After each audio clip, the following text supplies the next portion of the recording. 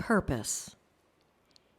It almost sounds mystical, a word that's out there, just beyond our reach, reserved for those that have been chosen to have a special purpose, to lead or to teach.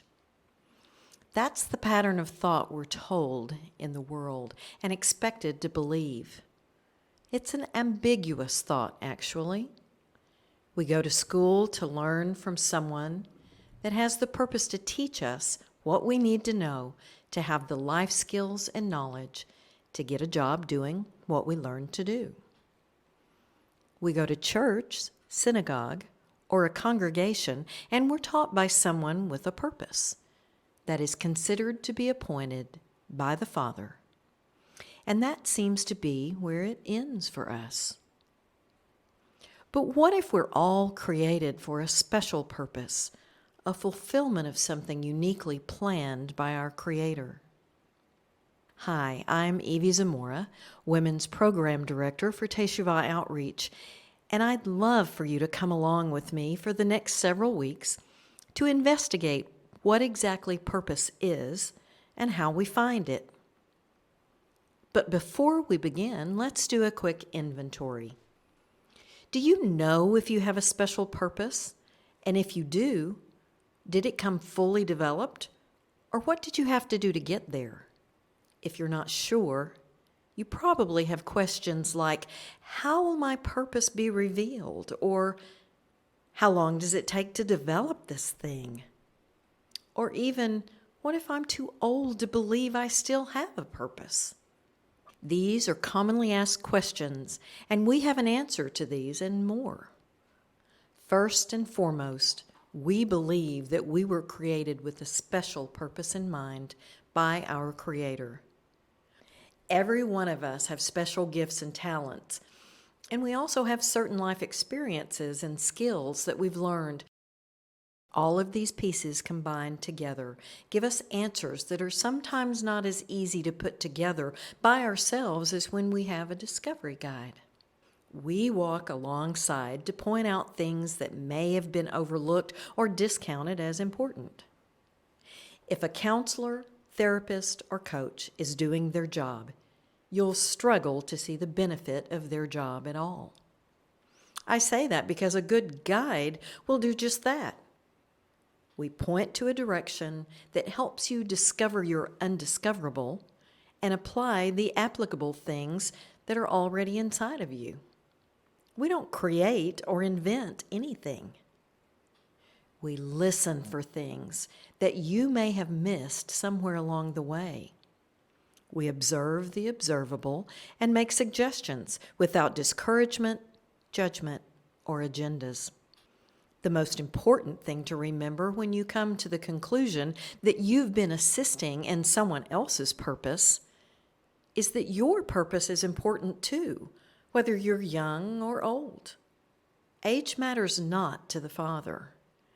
He holds all of us responsible for recognition of our purpose as half of the equation and taking assertive initiative to put it into practice as the other. Seeking, finding, and making a plan of action are all parts that we can help with wherever you are in the process. It's fairly simple to do as we walk along together and address a series of questions that helps to pinpoint the direction where you'll be headed. Then it's a matter of inventory and sorting out the good from the not so good fruit. Once that's completed, we start the discovery process as you look through the available, doable, and desirable options to choose from. The possibilities are endless. Take, for example, a single parent that raised 3 children on a tight budget that overcame lots of hills and valleys by forming an after-school co-op and a unique way of using coupons to offset high prices at the grocery store. Or a family that planted a garden that provided food for the family as well as a side business at the local farmer's market. These ideas can be used in conjunction with your congregation if they would be willing to contribute or even support the cause. Or you can be creative and start your own. The possibilities, once again, are endless. We also can supply help in other ways.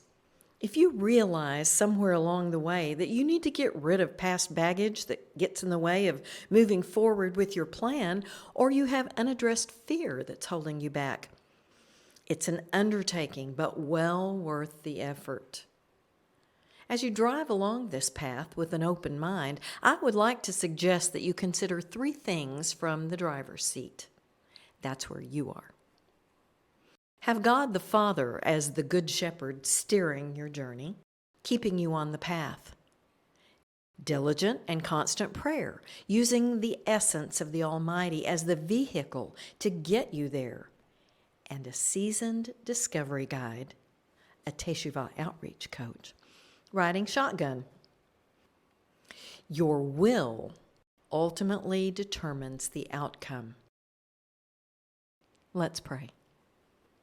Father, you know our hearts, and we want to serve you in the best way possible. Forgive us for waiting so long to ask for this blessing. It's always been your plan. Now that we're sure that we have a purpose, we want to know what it is. Please show us the way and help us get the most out of what we have to offer. And Abba, please help our coach to be able to see through the fog until we're able to push it aside by ourselves. We thank you for the blessings of our past and even the mistakes we've made that point us to the fact that you are able to make beauty from ashes. You're also the one that receives the glory for the miracles you perform, like the one you've done in me.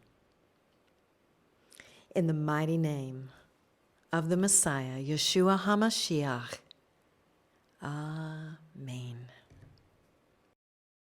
If Yah so wills, I'll be here this Saturday morning with our Women's Shabbat teaching, Becoming a Woman of Yah, as we discuss Emunah.